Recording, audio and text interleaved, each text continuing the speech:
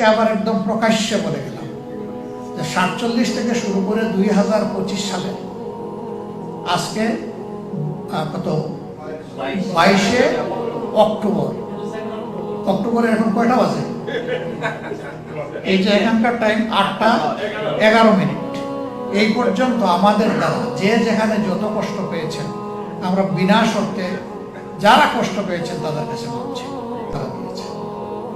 এখন জাতির কিছু কিছু লোক বলতো যে ধরে নিলাম যে আপনারা স্পেসিফিক কোনো ক্রাইম করেন নাই, তারপরেও আপনাদের পলিটিক্যাল এই ডিসিশনটা জাতি মেনে নেয় নাই, আপনারা তো একটা অ্যাপোলজি দিলেই পারেন।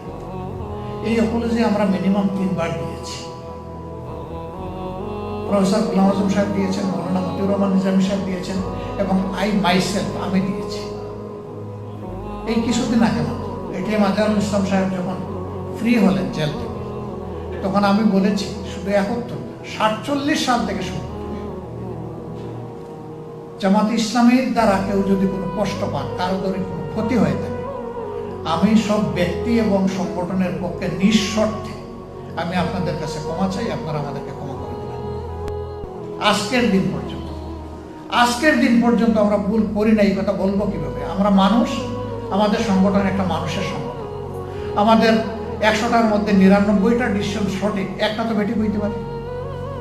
সেই বেঠিক একটা ডিসিশনের জন্য আমার জাতির তো কোনো ক্ষতি হতে পারে। তাহলে সেই ক্ষেত্রে আমার কোনো ডিসিশনে জাতির ক্ষতি হলে আমার মাপ চাইতে অসুবিধা হবে।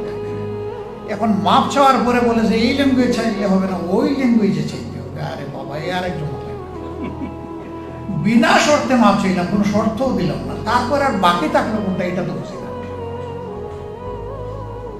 আজকে আবার একদম প্রকাশ্যে বলে গেলাম যে 47 থেকে শুরু করে 2025 সালে আজকে কত 22শে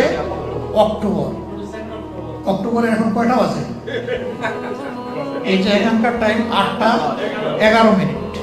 এই পর্যন্ত আমাদের দ্বারা যে যেখানে যত কষ্ট পেয়েছেন আমরা বিনা শর্তে যারা কষ্ট পেয়েছেন তাদের কাছে মানছি।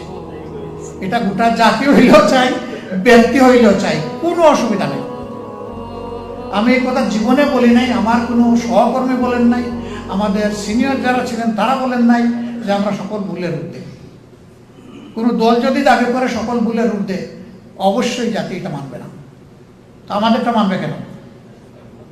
তো আমাদের ওরকম যত ভুল হয়েছে, জানা ও জানা, এই ভুলগুলো যারা শুধরে দিয়েছেন